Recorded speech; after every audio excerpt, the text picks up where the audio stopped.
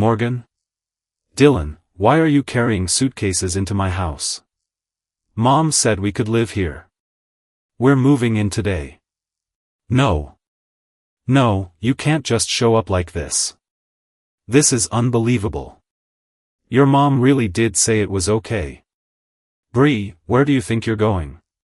Morgan said the master's open. The master is mine. Actually, I have good news, the guest house is ready. The guest house? It's tiny. It has a hot tub. That was the moment my housewarming party turned into a home invasion.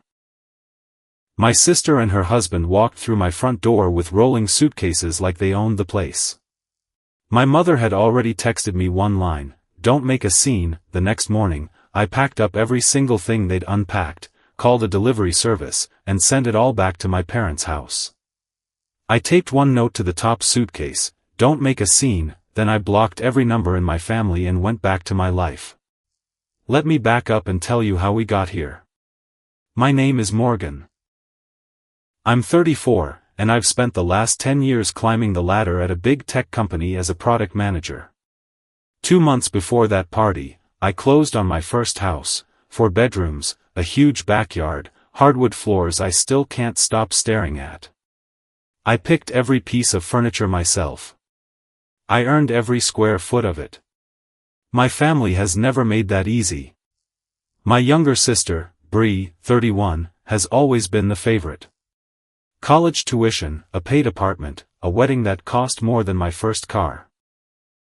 I started working at 16, fixing neighbors' computers for cash, and paid my own way through school with a scholarship and a surprise $28,000 from my parents that I later learned wasn't really theirs to give.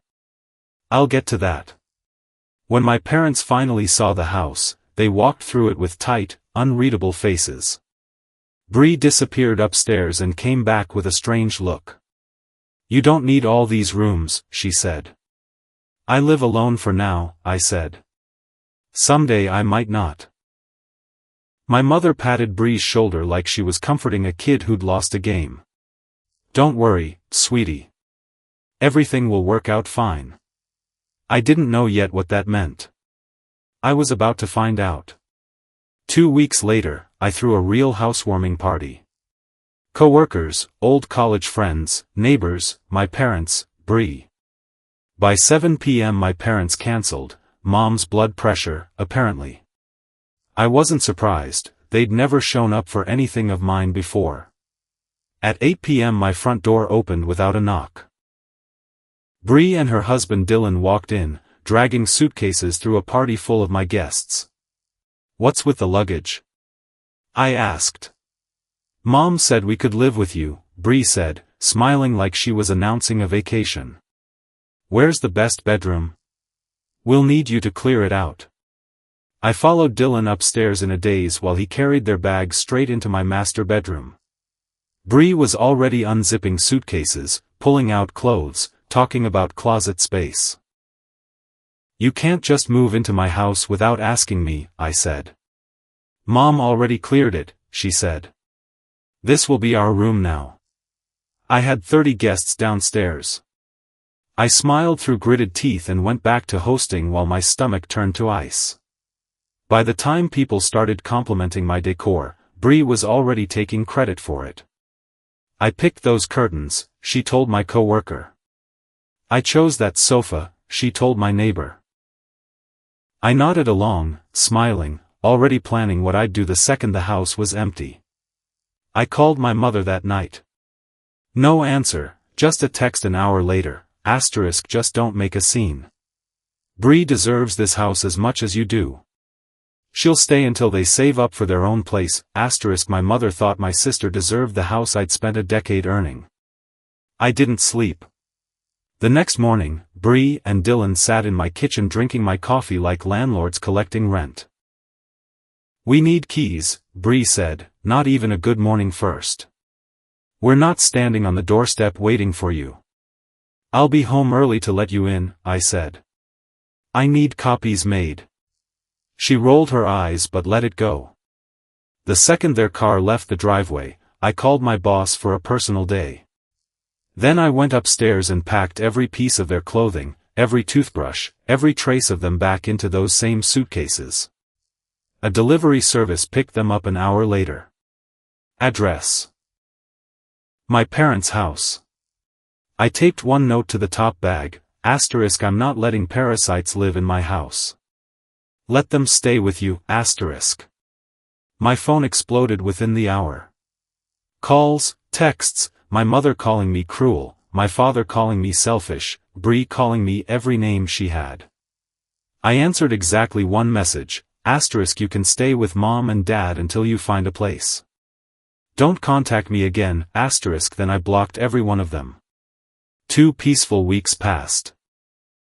Then an email arrived from a lawyer I'd never heard of, representing my parents. They were threatening to sue me, either let Bree move back in or repay the $28,000 they'd given me for college. I called my father's sister Dana, the only relative who ever gave me a straight answer. That college money, I said, where did it actually come from? A long pause. You don't know? That was your grandmother's inheritance, Morgan. Not your parents' money. When she died, she left instructions to split her savings evenly between you and Bree's education. Your father has the will. He sent me a copy years ago. I felt the floor tilt under me. My parents hadn't given me a gift. They'd handed me half of money that was already mine and let me spend a decade grateful for it. My lawyer laughed when I showed him the email. They have no case, he said. That money was your inheritance. Educational gifts aren't loans, and nobody can sue you for refusing to house your sister. He sent a response that ended the lawsuit threat cold. I thought that was the end of it. It wasn't. 2 months later, Dana called again, her voice careful. Morgan, I need to tell you what your parents are saying about you. What now?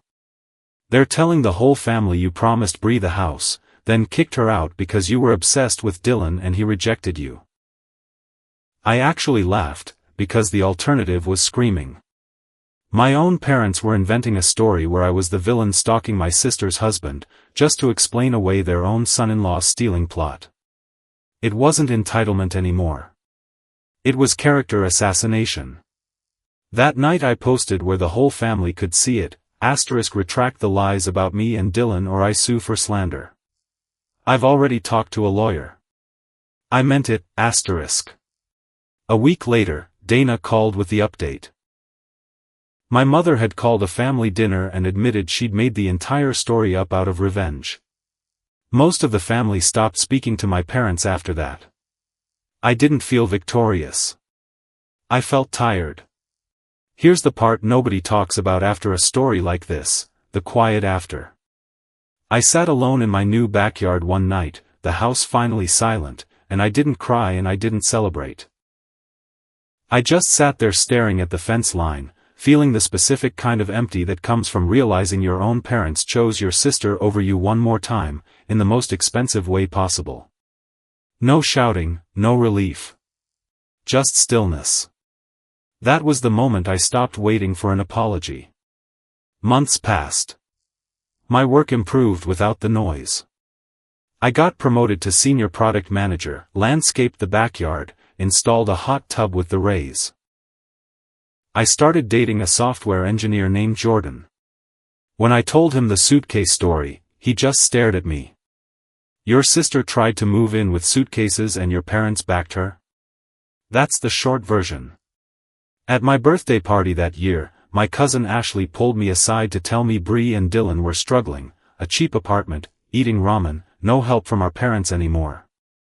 Apparently mom and dad had finally decided Bree needed to stand on her own 2 feet. The boundaries they'd refused to set with her, they only found after I set mine with all of them. A few weeks later, I ran into Dylan at the grocery store. He apologized, said moving in was never his idea, that Bree pushed it and our mother backed her. I asked why he never said anything. Because Bree would have made my life hell. She was convinced you owed her that house since you'd always been the less favorite one. He shrugged. We're doing okay on our own now. I believed him. I was glad, and I meant it. And I still didn't let them back in. At the 1-year mark of owning the house, I threw a party just for me, 30 guests, no family drama, just people who actually wanted to be there. Jordan helped me plan it. I looked around at the laughter in my own living room and understood something I hadn't let myself say out loud yet: I'd lost blood family and gained a real one. 2 years after the suitcases first hit my floor, my life looked nothing like it used to. Jordan had proposed in the backyard, right next to the hot tub, and we were planning a small spring wedding. I'd been promoted again, director now, 12 people reporting to me, and the same boundaries that saved my house were making me a sharper leader at work. Dana still called with updates once a month. My parents kept asking relatives to broker a reconciliation. My answer never changed: tell them to try an apology instead of a demand. Then Dylan called me out of nowhere. "Morgan, I know this is strange," he said, "but Bree and I are getting divorced. And during the separation, some things came out about your house." "What things?" "She never planned to leave. She was going to stay long enough to establish residency, make it legally hard for you to remove her. Your mom knew the whole plan from the start. I should have stopped it. I was too much of a coward." I sat with that for a long time after we hung up. If I hadn't taken that personal day, if I hadn't packed those suitcases myself that same morning, before they could plant themselves any deeper, my family hadn't tried to move in with me. They'd tried to take the house. A letter came from my mother not long after. 3 pages. The first was an apology, for backing Bree's plan, for the lies, for the lawsuit threat. The second asked me to forgive and forget so we could be a family again, mentioned she and Dad were getting older. The third page, the real reason for the letter, mentioned they were struggling financially now that the rest of the family had turned on them, and maybe I could help out. I read it twice. Then I fed it into my shredder. That night, sitting in the hot tub with Jordan under a clear sky, he asked if I ever regretted cutting them off. "No," I said. "My life is better without their chaos. I built this, all of it, and nobody is walking back into it with a suitcase again." I meant every word. And for the first time since I bought that house, I finally believed it.